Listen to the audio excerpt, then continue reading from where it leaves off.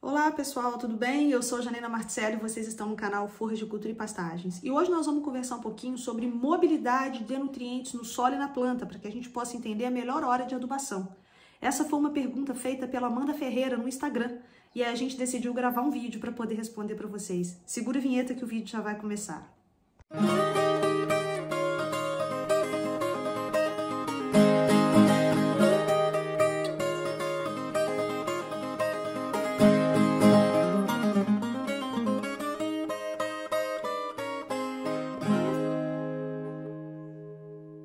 E aí, pessoal, então, a gente recebeu a pergunta da Amanda Ferreira lá no Instagram, que a gente abriu uma caixinha no final de semana, como a gente sempre faz, né?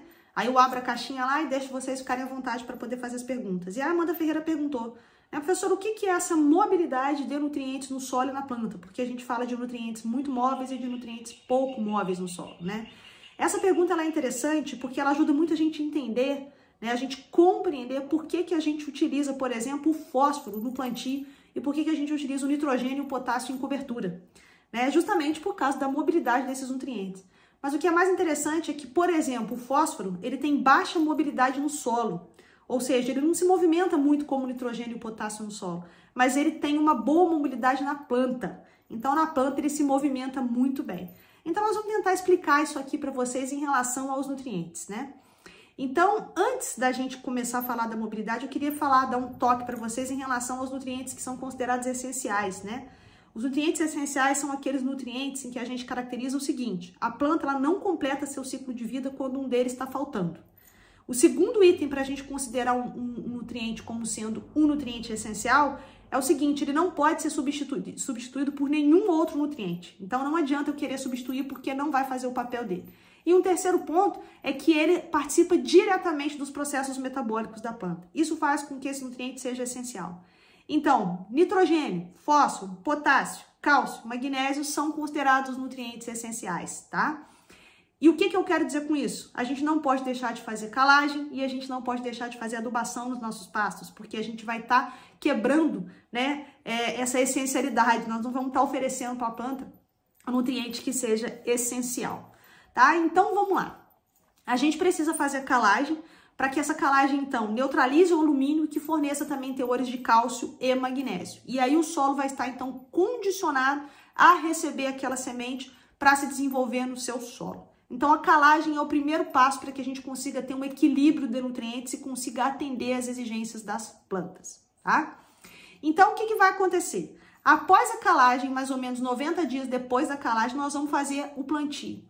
O fósforo, ele é um elemento que apresenta baixa mobilidade no solo, tá? O fósforo, ele vai ser absorvido pela planta a partir de interceptação radicular, tá? Então, ele não é um elemento que se movimenta por difusão, como, por exemplo, o potássio. O que é a difusão? O elemento, ele se move em pequenas distâncias, utilizando a água como meio para essa movimentação. O potássio se movimenta por difusão, então ele é mais rápido. O nitrogênio se movimenta por fluxo de massa, ele se move junto com a água no solo, então a água vai e o nitrogênio vai junto, tá? Então ele se move por fluxo de massa. Já o fósforo, ele se move por interceptação radicular, ou seja, a raiz tem que chegar nele para poder ser absorvido, tá? Então o que acontece? Além disso, quando você trabalha com um solo mais argiloso, existe uma tendência muito grande desse fósforo ficar preso nos coloides. Ele fica preso no solo, tá? Então fica mais difícil para a planta fazer essa absorção, falando para vocês aqui a grosso modo, tá certo? Então o que acontece? O fósforo é um elemento que apresenta baixa mobilidade no solo e que deve ser colocado no momento do plantio junto com a semente. Pode ser colocado no mesmo momento. Você pode misturar na caixa a semente com adubo fosfatado e fazer aquele plantio no dia. Não pode deixar muitos dias, né? Fazer no dia anterior e plantar no dia seguinte ou 2 dias depois, que aí você pode ter problemas com a semente. Mas pode fazer a mistura no dia que você for fazer a semeadura, tá? Ou então você pode fazer a aplicação do fósforo, né, em área total e depois fazer jogar a semente a lanço, tá? Então, cada um vai utilizar a metodologia que está acostumado aí na sua região.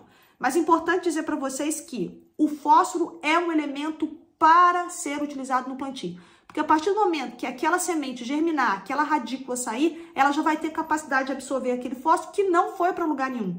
Por que não vale a pena colocar nitrogênio no plantio?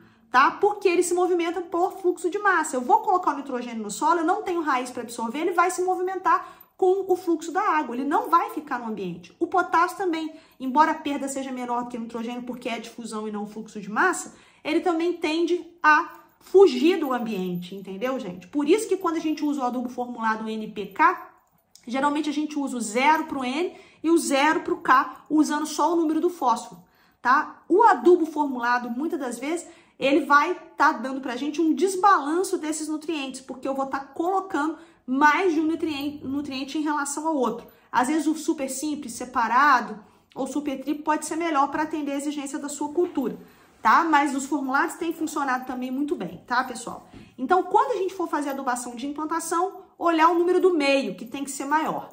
A adubação de cobertura vai ser feita com nitrogênio e com potássio, tá? Justamente por quê? Porque o sistema radicular já está desenvolvido. Então, a partir do momento em que você joga esse adubo lá, a planta já vai estar apta a absorver, né? Seja por fluxo de massa, se movimentando junto com a água, ou em pequenas distâncias, se movimentando pela difusão, como é o caso do potássio, tá? Então, por causa dessa alta mobilidade, nitrogênio e potássio, e principalmente nitrogênio, é um nutriente que se perde muito, tá? Então, a gente só pode colocar quando o sistema radicular já está apto, ou seja, quando já se desenvolveu o suficiente, tá? Para poder absorver esse material, né, esses nutrientes, né, esses elementos que nós estamos jogando ali no solo, tá bom, pessoal? E aí, na planta, o que acontece? É interessante a gente saber da mobilidade desses nutrientes na planta, porque a partir do momento que eles são absorvidos, cada um vai fazer o seu papel na planta, tá? Então, o nitrogênio vai lá para o metabolismo, né, do nitrogênio, a gente vai ter lá o potássio que vai auxiliar na pressão osmótica, abrir estômatos para a planta conseguir fazer fotossíntese e se desenvolver bem. O potássio é essencial, muitas vezes ele é negligenciado pela gente, tá? Então, é o potássio que controla a abertura da planta para receber CO2, para fazer fotossíntese e acumular biomassa, tá? Então, na planta, eles vão ter uma mobilidade. Nitrogênio, fósforo e potássio são elementos bastante móveis. Então, olha que interessante, essa mobilidade dos nutrientes dentro da planta vai mostrar pra gente as deficiências. Por exemplo, quando você tem uma deficiência desses elementos, a deficiência vai aparecer geralmente nas folhas mais velhas, porque como eles têm alta mobilidade, eles saem das folhas mais velhas para poderem ir para as folhas mais novas, porque as folhas mais novas elas são mais fortes, elas fazem mais fotossíntese. Então você vai observar que as folhas velhas começam a apresentar, por exemplo, no nitrogênio um sinal de amarelecimento, você vai ver que elas estão mais avermelhadas, com pontuações avermelhadas quando a falta for de fósforo, tá? Então, para cada planta, nós vamos ter um sintoma. Nós vamos ter uma necrose nas folhas mais velhas, elas vão cair, e as folhas mais novas vão ficar um pouco mais verdes, quando você tem, por exemplo, uma deficiência de nitrogênio. Por quê? Porque esses elementos, então, vão ter essa mobilidade maior saindo das folhas mais velhas para ir para as plantas mais novas. Então, para as folhas mais novas, desculpa. Então, entender a mobilidade dos nutrientes, tanto no solo como na planta, ajuda a gente a acertar melhor o manejo da adubação.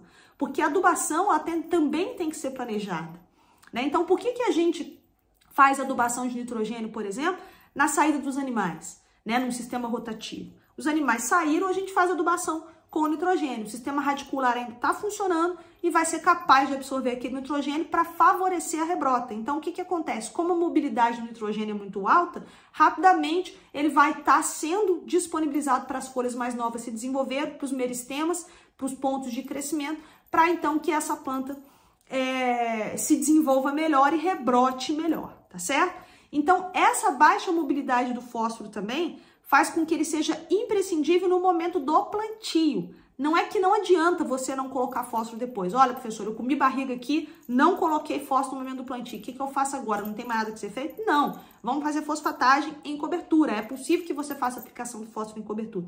Mas o efeito vai ser mais lento, tá? Porque ele tem que ainda alcançar o sistema radicular, porque a absorção é feita por interceptação radicular, tá, pessoal?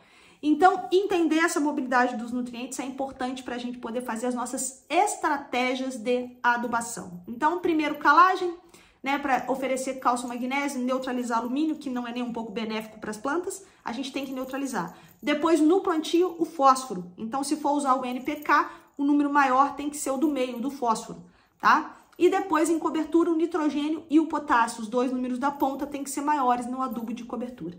Pessoal, esse era o recado de hoje. Espero ter ajudado. Um abraço para vocês, até a próxima. Lembrem-se de se inscrever nos nossos canais. A gente tem Instagram, a gente tem YouTube, tá? A gente tem o Telegram. Todos os links vão estar aqui para vocês na descrição aqui no canal do YouTube, tá? E lembre-se das nossas frases, né? No pasto é mais barato, seu pasto é lavoura e seu dinheiro é capim. Fiquem com Deus e até a próxima.